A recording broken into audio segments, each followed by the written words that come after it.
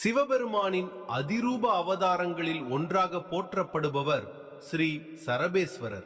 தீய சக்திகளை அழித்து தர்மத்தை நிலைநாட்ட எடுக்கப்பட்ட இந்த அவதாரம் பக்தர்களுக்கு பாதுகாப்பையும் மன வலிமையையும் வழங்க வல்லது. சரபேஸ்வரரின் திருவுருவச் சிறப்பு. சரபேஸ்வரர் வெறும் சிவ அம்சம் மட்டுமல்ல, பேராற்றல் கொண்ட 2 மகா சக்திகளை தனது இறக்கைகளாக கொண்டவர். வலது இறக்கை சூலினி துர்க்கை, இடது இறக்கை பிரத்யங்கிரா தேவி.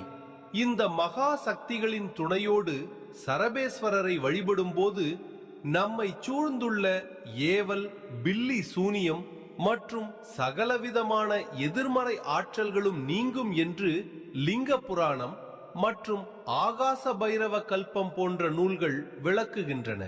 வழிபடும் முறை.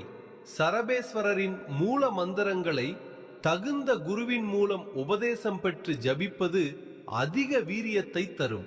இருப்பினும் சாமானிய மக்கள் எளிய முறையில் வழிபடுவதற்காக சரப சாந்தி ஸ்தோத்திரம் அருளப்பட்டுள்ளது. துதிப்பாடல்.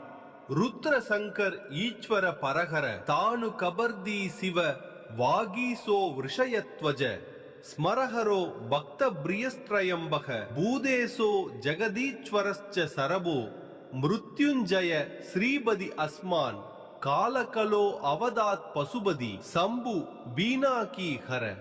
எளிய மந்திரம்.